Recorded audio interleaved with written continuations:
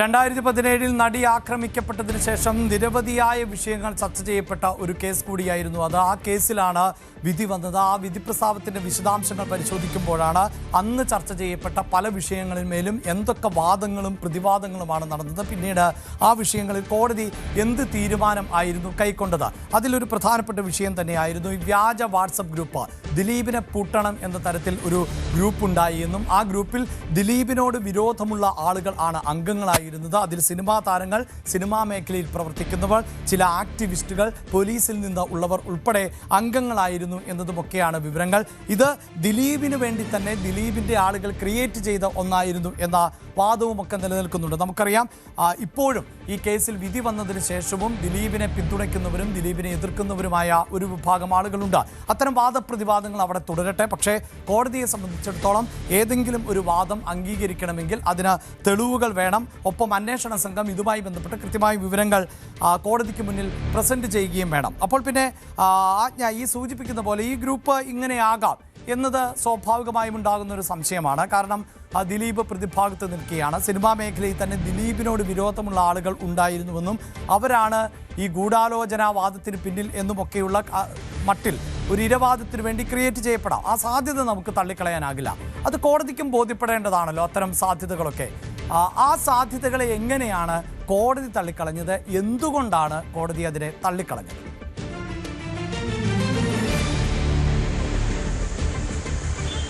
അഭിലാഷ് നേരത്തെ സൂചിപ്പിച്ചതുപോലെ അന്വേഷണ ഉദ്യോഗസ്ഥർ ഇത് കണ്ടെത്തിയത് അങ്ങനെയാണ്. അതായത് ദിലീപ് തന്നെ തനിക്ക് ഒരു ഇരവാദം ഉണ്ടാക്കാൻ വേണ്ടി, തന്നെ മനഃപൂർവ്വം ആളുകൾ കൊടുക്കാൻ ശ്രമിക്കുന്നു എന്നുള്ള ഒരു ആംബിയൻസ് ഉണ്ടാക്കാൻ വേണ്ടി ദിലീപിന്റെ നേതൃത്വത്തിൽ തന്നെ ക്രിയേറ്റ് ചെയ്യപ്പെട്ടതാണ് ഈ വാട്സ്ആപ്പ് ഗ്രൂപ്പ് എന്നാണ്. അതുമാത്രമല്ല, മഞ്ജു വാര്യരുടെ, നേരത്തെ പറഞ്ഞതുപോലെ ADGP, അന്നത്തെ അന്വേഷണ ഉദ്യോഗസ്ഥ, മുൻ IPS ഉദ്യോഗസ്ഥ ADGP സന്ധ്യയുടേത്, അതുപോലെ അഡ്വക്കേറ്റ് TB മിനിയുടേത്, ഇവരുടെയൊക്കെ വ്യാജ പ്രൊഫൈലുകൾ ഉണ്ടാക്കിയാണ് ഇതിൽ ആഡ് ചെയ്തിരിക്കുന്നത് എന്നുള്ളത്. പ്രമോദ് രാമൻ, അതുപോലെ ആഷിഖ് അബു, ആലപ്പി അഷ്റഫ് തുടങ്ങി ദിലീപിനോട് എതിർത്ത് നിൽക്കുന്ന, അല്ലെങ്കിൽ ദിലീപിനെ ആ സമയത്ത് ദിലീപിന്റെ ശത്രുപക്ഷത്ത് നിന്നിരുന്ന ആളുകളൊക്കെ ചേർന്നിട്ടാണ്, അല്ലെങ്കിൽ ദിലീപിനെ ഇത്തരത്തിൽ കുറ്റക്കാരനെന്ന് ആരോപിച്ചിരുന്ന ആളുകളൊക്കെ ചേർന്നിട്ടാണ് ഈ വാട്സ്ആപ്പ് ഗ്രൂപ്പ് ഉണ്ടാക്കിയിരിക്കുന്നത് എന്നുള്ള ഇരവാദം ഉണ്ടാക്കാൻ വേണ്ടിയാണ് ഇത്തരത്തിലൊരു വാട്സ്ആപ്പ് ഗ്രൂപ്പ് ക്രിയേറ്റ് ചെയ്തത്. അതിന്റെ ടൈറ്റിൽ തന്നെ, വാട്സ്ആപ്പ് ഗ്രൂപ്പിന്റെ പേര് തന്നെ ദിലീപിനെ പൂട്ടണം എന്ന് തന്നെയായിരുന്നു. അത് കൃത്യമായി ഈ ജഡ്ജ്മെന്റിൽ എടുത്തു പറഞ്ഞിട്ടുണ്ട്. ദിലീപിനെ പൂട്ടണം എന്ന് പറയുന്ന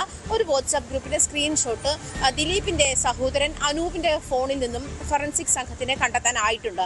അതിന്റെ വിശദാംശങ്ങളിൽ കൂടുതൽ അന്വേഷണം വരുമ്പോൾ ഇത് ഷോൺ ജോർജ് ആണ് ഷെയർ ചെയ്തത് എന്നൊരു സാഹചര്യം കൂടി, അതിൽ അങ്ങനെ ഒരു തെളിവ് കൂടിയുണ്ട്. ഷോൺ ജോർജിനെ ഇതുമായി ബന്ധപ്പെട്ട അന്വേഷണ ഉദ്യോഗസ്ഥർ വിളിപ്പിക്കുകയും ചോദ്യം ചെയ്യുകയും ചെയ്തിരുന്നതാണ്. ഷോൺ ജോർജ് ഇതുമായി ബന്ധപ്പെട്ട് ഫോൺ സറണ്ടർ ചെയ്തിരുന്നതുമാണ്. ആ ഒരു സാഹചര്യത്തിൽ എന്തുകൊണ്ടാണ് ഷോൺ ജോർജിനെ കോടതിയിൽ വിസ്തരിച്ചില്ല എന്ന് തന്നെയാണ് ജഡ്ജി ചോദിക്കുന്നത്. വിധിന്യായത്തിൽ ചോദിക്കുന്നത് എങ്ങനെയാണ് ഷോൺ ജോർജ് ഇതുമായി ബന്ധപ്പെട്ട് വളരെ വ്യക്തമായിട്ടുള്ള ഒരു എന്താണ് സംഭവിച്ചത്, അതല്ലെങ്കിൽ എന്താണ് ബിഹൈൻഡ് ദിസ് സ്ക്രീൻഷോട്ട് എന്നുള്ള കാര്യത്തിൽ ഒരു വ്യക്തത വരുത്താൻ കഴിയുന്ന ആളായിരുന്നു ഷോൺ ജോർജ്. എന്നിട്ടും ഷോൺ ജോർജിനെ എന്തുകൊണ്ടാണ് പ്രോസിക്യൂഷൻ വിറ്റ്നസ്സായി വിസ്തരിക്കാതിരുന്നത് എന്നുള്ള കാര്യമാണ് കോടതി എടുത്തു ചോദിക്കുന്നത്. മാത്രമല്ല, പ്രമോദ് രാമനും പോലീസിന് നൽകിയിരിക്കുന്ന മൊഴിയിൽ രേഖപ്പെടുത്തിയിട്ടുണ്ട് ഷോൺ ജോർജ് ആണ് ഇത് ഷെയർ ചെയ്തത് എന്ന് പോലീസിനോട് തന്നെ ഷോൺ ജോർജ് വ്യക്തമാക്കിയിട്ടുണ്ട് എന്ന് പ്രമോദ് രാമനും മൊഴി നൽകിയിട്ടുണ്ട്. ആ ഒരു സാഹചര്യത്തിൽ അത് ഇങ്ങനെ പറഞ്ഞതുപോലെ ആഷിഖ് അബു ഉൾപ്പെടെയുള്ള ചില സിനിമാ മേഖലയിലുള്ള ആളുകൾ, ആഷിഖ് അബു, ലിബർട്ടി ബഷീർ, അതുപോലെ ആലപ്പി അഷ്റഫ് തുടങ്ങിയ സിനിമാ മേഖലയിലുള്ള ആളുകൾ, പോലീസ് ഉദ്യോഗസ്ഥർ, പിന്നെ ആക്ടിവിസ്റ്റുകൾ, അതുപോലെ പ്രമോദ് രാമൻ, നികേഷ് കുമാർ ഒക്കെയുള്ള മാധ്യമ പ്രവർത്തകർ തുടങ്ങിയ ആളുകളെയൊക്കെ ചേർത്തിട്ടാണ് ഈ ഗ്രൂപ്പ് ഉണ്ടാക്കിയിരുന്നതും അങ്ങനെയാണ്. ഈ ആളുകൾ വ്യാജമാണ്, അല്ലെങ്കിൽ അവരിൽ ആഡ് ചെയ്യപ്പെട്ട പ്രൊഫൈലുകൾ വ്യാജമാണ് എന്ന് കണ്ടെത്തിയിരുന്ന സാഹചര്യത്തിൽ എന്തുകൊണ്ടാണ് ഷോൺ ജോർജിനെ വിസ്തരിക്കാതിരുന്നത് എന്ന് തന്നെയാണ്. അത് മാത്രമല്ല, ദിലീപിനെ പൂട്ടണമെന്ന് പറഞ്ഞ് ഈ വാട്സ്ആപ്പ് ഗ്രൂപ്പ് ഉണ്ടാക്കുന്നതും ഇതിന്റെ സ്ക്രീൻഷോട്ട് വ്യാപകമാകുന്നതും ചെയ്യുന്നത് ദിലീപ് ജയിലിലായിരുന്ന സാഹചര്യത്തിലാണ്. പൂർണ്ണമായിട്ടും അത് ഇരവാദം ഉന്നയിക്കുകയാണ് എന്ന് തന്നെയായിരുന്നു. ഒന്ന് ക്രൈംബ്രാഞ്ച് കണ്ടെത്തൽ അങ്ങനെയായിരുന്നു. ഇരവാദം ഉന്നയിക്കുന്ന ഒരു സാഹചര്യത്തിലേക്ക് പോകുമ്പോൾ തന്നെ എങ്ങനെയാണ്, അതായത് ദിലീപ് പൊതുജനത്തെയും കോടതിയെയും തന്നെ കുടുക്കിയതാണ് എന്ന് വരുത്തി തീർക്കാൻ വേണ്ടി ഇത്തരത്തിലൊരു ഗ്രൂപ്പ് ഉണ്ടാക്കിയതാണ് എന്ന എന്ന തരത്തിലേക്കാണ് ആ ഒരു മെസ്സേജ് അല്ലെ ഒരു വാട്സ്ആപ്പ് സ്ക്രീൻഷോട്ട് പ്രചരിക്കുന്നതിലൂടെ ആ സമയത്ത് ഉണ്ടായിരുന്ന ആരോപണം അങ്ങനെയാണ്. പക്ഷെ അഭിലാഷ് സൂചിപ്പിച്ചതുപോലെ കോടതിക്ക് മുൻപാകെ ഇതെത്തിയിട്ടില്ല. അതല്ലെങ്കിൽ കോടതിയുടെ മുൻപാകെ ഈ സ്ക്രീൻഷോട്ട് കിട്ടിയെന്ന് പറയുന്ന അല്ലെങ്കിൽ അത് ഷെയർ അനൂപിന്റെ ഫോണിലേക്ക് അതുപോലെ PW182 ഫോണിലേക്ക് ഷെയർ ചെയ്തു എന്ന് പറയുന്ന ഷോൺ ജോർജിനെ ഇതുമായി ബന്ധപ്പെട്ട് വിസ്തരിച്ചിട്ടില്ല. അത് പ്രധാന അപാകതയായിട്ടാണ്, പ്രോസിക്യൂഷന്റെ പ്രധാന അപാകതയായിട്ട് തന്നെയാണ് കോടതി ചൂണ്ടിക്കാണിക്കുന്നത്. ഇങ്ങനെ അഭിലാഷ് നേരത്തെ സൂചിപ്പിച്ച നിരവധി പ്രോസിക്യൂഷന് സംഭവിച്ചിട്ടുള്ള നിരവധി വീഴ്ചകൾ ഇത്തരത്തിൽ അക്കമിട്ട് തന്നെയാണ് ജഡ്ജ്മെന്റിൽ നിരത്തിയിരിക്കുന്നത്. അതിൽ പ്രധാനപ്പെട്ട ഒരു കാര്യം കൂടിയാണിത്. ആ സമയത്ത് അതായത് ഈ 2017 കാലഘട്ടത്തിൽ ഈ വാട്സ്ആപ്പ് ഗ്രൂപ്പിന് വളരെയേറെ പ്രാമുഖ്യമുണ്ടായിരുന്നു. ദിലീപ് ഈ കേസിൽ പ്രതിയാണ്. അതിൽ നിന്നും രക്ഷപ്പെടാൻ വേണ്ടി ദിലീപിനെതിരെ ഇത്തരത്തിലൊരു ഗ്രൂപ്പ് ഉണ്ടാവുന്നു, അല്ലെങ്കിൽ ഇവര് ഇത്തരത്തിൽ ഗൂഢാലോചന നടത്തുന്നു എന്നുള്ള തരത്തിലേക്ക് ഉണ്ടാക്കാൻ വേണ്ടി ദിലീപ് തന്നെ ഉണ്ടാക്കിയ, അല്ലെങ്കിൽ അത്തരത്തിൽ പ്രചരിപ്പിക്കാൻ വേണ്ടി ദിലീപ് തന്നെ ഉണ്ടാക്കിയ ഒരു വ്യാജ വാട്സ്ആപ്പ് ഗ്രൂപ്പാണ് എന്നുള്ള ഒരു വെളിപ്പെടുത്തലായിരുന്നു അതുമായി ബന്ധപ്പെട്ട് ആ സമയത്ത് പ്രചരിച്ചത് അങ്ങനെയാണ്. പക്ഷേ അതിന്റെ ഒരു രേഖയും അതല്ലെങ്കിൽ അത് തെളിയിക്കുന്ന ഒരു സാഹചര്യവും കോടതിയിൽ ഉണ്ടായില്ല എന്ന് തന്നെയാണ് കോടതി വ്യക്തമായി പറയുന്നത്. അത് പ്രത്യേകിച്ച് ഷോൺ ജോർജിന്റെ ഫോണിലാണ് ഇത് ലഭിച്ചത്. എവിടെ നിന്ന് ഷോൺ ജോർജിന് ആ സ്ക്രീൻഷോട്ട് കിട്ടി എന്നുള്ള കാര്യത്തിൽ വ്യക്തതയില്ല. ഷോൺ ജോർജ് PW182 അതുപോലെ അനൂപിന്, ദിലീപിന്റെ സഹോദരൻ അനൂപിനും ആ സ്ക്രീൻഷോട്ട് ഷെയർ ചെയ്തു എന്ന് പറയുന്നു.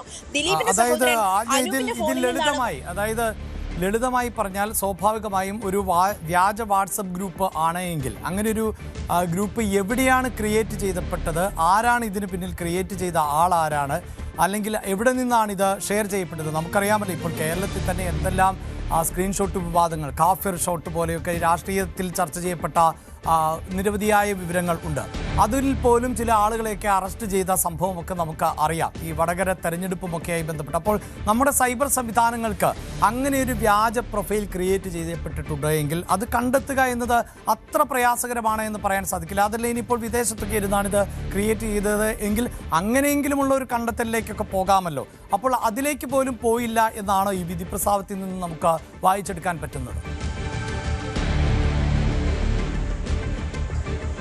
അങ്ങനെ തന്നെയാണ് അഭിലാഷ്. പ്രത്യേകിച്ചും അത് ഇത്തരത്തിലൊരു, അതായത് ഷോൺ ജോർജിനെ ഈ കേസിൽ വിറ്റ്നസ് ആക്കുമ്പോൾ ഉണ്ടാകുന്ന ഒരു പ്രശ്നം, ഒരു പക്ഷേ ഇത് ഈ ദിലീപിനെതിരെയുള്ള അല്ല ദിലീപിനെ എതിർക്കുന്ന ആളുകൾ തന്നെയാണ് ഇത്തരത്തിലൊരു വാട്സാപ്പ് ഗ്രൂപ്പ് ഉണ്ടാക്കിയത് എന്നുള്ള കാര്യം വ്യക്തമാക്കും, കോടതിയിൽ വെളിപ്പെടുത്തും, അല്ലെങ്കിൽ പ്രോസിക്യൂഷൻ അത് പാളിപ്പോകുമെന്നുള്ള ഒരു തോന്നലുണ്ടായത് കൊണ്ടാകാം ഒരു പക്ഷേ പ്രോസിക്യൂഷൻ ഷോൺ ജോർജിനെ വിസ്തരിക്കാതിരുന്ന ഒരു സാഹചര്യത്തിലേക്ക് പോയതെന്നാണ് മനസ്സിലാക്കുന്നത്. ആ ഒരു സാഹചര്യം വരുമ്പോൾ കോടതി എടുത്തു ചോദിക്കുന്നുണ്ട് എന്തുകൊണ്ടാണ് അത് പ്രത്യേകിച്ചും ഷോൺ ജോർജിനെ ഇതുമായി ബന്ധപ്പെട്ട് കേസിൽ പ്രതി ചേർത്തിട്ടുള്ളതാണ്, ആദ്യഘട്ടത്തിൽ പ്രതി ചേർത്തിട്ടുള്ളതാണ് ഈ സ്ക്രീൻഷോട്ട് വിവാദവുമായി, വാട്സാപ്പ് ഗ്രൂപ്പ് വിവാദവുമായി ബന്ധപ്പെട്ട്. അതിന് മാത്രമല്ല അദ്ദേഹം പുള്ളിയുടെ ഫോണ് സറണ്ടർ ചെയ്യുന്ന സാഹചര്യമുണ്ട്, അത് തിരിച്ചു വാങ്ങിച്ചിട്ടില്ല എന്ന് തന്നെയാണ് ഷോൺ കഴിഞ്ഞ ദിവസം നമ്മൾ സംസാരിച്ചപ്പോൾ പറഞ്ഞതും അങ്ങനെയാണ്. അത് തിരിച്ചു വാങ്ങിച്ചിട്ടുമില്ല എന്ന് തന്നെയാണ്. അതായത് കൃത്യമായ എവിഡൻസ് അഭിലാഷ് സൂചിപ്പിച്ചതുപോലെ ഇവിടുത്തെ സൈബർ വിദഗ്ധരുടെ കൈവശമുള്ളപ്പോൾ ഏത് തരത്തിലാണ് ആ ഗ്രൂപ്പ് ക്രിയേറ്റ് ചെയ്തത് എന്ന് കണ്ടുപിടിക്കാൻ വലിയ താമസമൊന്നുമില്ല. പക്ഷേ അത് പല കേസുകളിലും നമ്മൾ പലപ്പോഴും മൊബൈൽ ഫോണിന്റെ ആക്സസബിലിറ്റി അനുസരിച്ചിട്ട് അതല്ലെങ്കിൽ അതിന് സ്ക്രീൻഷോട്ടുകളോ ഏത് ഫോണിൽ നിന്നാണോ ക്രിയേറ്റ് ചെയ്തതെന്നോ എന്നുള്ള സാഹചര്യങ്ങളൊക്കെ പരിശോധിച്ചിട്ട് പല കേസുകളും തെളിയിക്കപ്പെടുന്ന അത്രയും എവിഡൻസ് മുന്നിൽ നിർത്തുമ്പോൾ തന്നെ അത്രയും ക്രിയാത്മകമായി ഈ കാര്യത്തിൽ സാധ്യതയുള്ള ഒരു വിങ് പോലീസിനുള്ള ഒരു സാഹചര്യത്തിൽ അത് കണ്ടെത്താൻ കഴിഞ്ഞില്ല എന്നുള്ള കാര്യം വിശ്വസനീയമല്ല എന്ന് തന്നെയാണ് വ്യക്തമാകുന്നത്. അത് മാത്രമല്ല ഈ പ്രധാനപ്പെട്ട കേസ്, അതായത് രണ്ട് കാര്യങ്ങൾ, ഒന്ന് ഷോൺ ജോർജിനെ വിസ്തരിച്ചില്ല എന്ന് കോടതി തന്നെ ചോദിക്കുന്നുണ്ട്. അത് അന്വേഷണ ഉദ്യോഗസ്ഥർ ഷോൺ ജോർജിനെ ഈ കാര്യത്തിൽ ചോദ്യം ചെയ്തു എന്ന് രേഖകളിലുണ്ട്. അത് മാത്രമല്ല പ്രമോദ് രാമൻ നൽകിയിരിക്കുന്ന മൊഴിയിലും ഷോൺ ജോർജ് പോലീസിനോട് ഇത്തരത്തിൽ മൊഴി നൽകിയിരുന്നു എന്ന് പോലീസ് പറഞ്ഞു, പോലീസ് വ്യക്തമാക്കിയിട്ടുണ്ട് എന്നുമാണ് പ്രമോദ് രാമൻ. പ്രത്യേകിച്ച് ഇതുമായി ബന്ധപ്പെട്ട ആ സ്ക്രീൻഷോട്ട് ചില പ്രമുഖ ചാനലുകൾ എയർ ചെയ്യുന്ന സാഹചര്യമുണ്ടായി. അത് ആ ഘട്ടത്തിൽ വിവാദമായിരുന്നു, ചർച്ചയായിരുന്നു. അങ്ങനെയാണ് മാധ്യമപ്രവർത്തകർ ഉൾപ്പെടെയുള്ള ആളുകൾ ഇതിലേക്ക് ഈ ഗ്രൂപ്പിലുണ്ട്. മാധ്യമപ്രവർത്തകരും പോലീസുകാരും ആക്ടിവിസ്റ്റുകളും സിനിമാ പ്രവർത്തകരും ഒക്കെ ദിലീപിനെ എതിർക്കുന്ന ആളുകളൊക്കെ ചേർന്നിട്ടാണ് ഈ ഗ്രൂപ്പ് ഉണ്ടാക്കിയത് എന്നുള്ള ഒരു സാഹചര്യം ഉണ്ടാക്കുന്നുണ്ട് എന്നുള്ള ഒരു വാർത്ത ആ സമയത്ത് പ്രചരിപ്പിച്ചതും അങ്ങനെ ഉണ്ടായിരുന്ന ഒരു ഘട്ടത്തിൽ തന്നെ ഇതുമായി ബന്ധപ്പെട്ട് ഈ കേസ് രജിസ്റ്റർ ചെയ്യുന്ന സാഹചര്യത്തിലാണ് പ്രമോദ് രാമനെ വിസ്തരിക്കുന്നതും പ്രമോദ് രാമൻ ഇതുമായി ബന്ധപ്പെട്ട കാര്യങ്ങൾ വെളിപ്പെടുത്തുന്നത് അങ്ങനെയാണ്. അത് ഷോൺ ജോർജിന്റെ കയ്യിൽ ആ സ്ക്രീൻഷോട്ട് ഉണ്ടായിരുന്നു. അത് ഷോൺ ജോർജ് അനൂപിന് അതുപോലെ PW 182 ഷെയർ ചെയ്തിട്ടുണ്ടായിരുന്നു. അതും വിധിന്യായത്തിൽ വളരെ കൃത്യമായി പറയുന്നുണ്ട്. ഷോൺ ജോർജ് PW 182 അത് ഷെയർ ചെയ്തിട്ടുള്ളത് എന്നുള്ള കാര്യം പറയുന്നുണ്ട്. അത് എന്തുകൊണ്ടാണ് ചെയ്യാതിരുന്നത്? അത് പ്രത്യേകിച്ചും ഈ സ്ക്രീൻഷോട്ടും അത് അത്രയധികം വിവാദമുണ്ടാക്കിയ ഈ ദിലീപ് ഇരവാദം ഉന്നയിക്കുന്നു എന്ന് പറയുന്ന ഒരു സാഹചര്യത്തിൽ എന്തുകൊണ്ടാണ് ഈ ഷോൺ ജോർജിനെ വിസ്തരിക്കാതിരുന്നത്? പ്രത്യേകിച്ചും ഷോൺ ജോർജ് ഇതുമായി ബന്ധപ്പെട്ടുള്ള കൃത്യമായ രേഖകൾ, തെളിവുകൾ തരാൻ കഴിവുള്ള ആളാണ് എന്നുള്ള കാര്യം കൂടി കോടതി ചൂണ്ടിക്കാട്ടി. അഭിലാഷ്, റൈറ്റ്, അതാണ് കോടതിയുടെ ഭാഗത്ത് നിന്നുണ്ടായ സംശയങ്ങൾ ഇത് തന്നെയായിരുന്നു. അത് ഇങ്ങനെയൊരു വ്യാജ വാട്സപ്പ് ഗ്രൂപ്പ് ക്രിയേറ്റ് ചെയ്തുവെങ്കിൽ അത് ആരായിരുന്നു, എന്തിനായിരുന്നു എന്നതിലൊക്കെ വ്യക്തത വരുത്തേണ്ടത് അന്വേഷണ സംഘത്തിൻ്റെ ഉത്തരവാദിത്തമായിരുന്നു. പ്രിയപ്പെട്ട പ്രേക്ഷകരെ, നമുക്കറിയാം ഈ നടി ആക്രമിക്കപ്പെട്ട സംഭവം ഉണ്ടാകുന്നത് 2017 ഫെബ്രുവരി 17 ആയിരുന്നു. അന്നത് രാഷ്ട്രീയമായും വലിയ തോതിൽ ചർച്ച ചെയ്യപ്പെട്ട ഒന്നാണ്. ഇപ്പോഴും അതിൻ്റെ രാഷ്ട്രീയം തുടരുന്നു എന്ന് വേണം നമുക്ക് അനുമാനിക്കാൻ. കാരണം ഈ ആക്രമിക്കപ്പെട്ട ശേഷം നടിയെ ഇറക്കി വിട്ടതിൽ സംവിധായകനായിട്ടുള്ള ലാലിൻ്റെ അടുത്താണ്. അവിടെ എത്തിയ ഈ അതിജീവിത ലാലിനോടാണ് കാര്യങ്ങൾ വിശദീകരിക്കുന്നത്. പിന്നീട് പ്രൊഡ്യൂസറിനെ വിളിക്കുന്നു. അതിനുശേഷം അവിടേക്ക് PT തോമസ് എത്തിയിരുന്നു.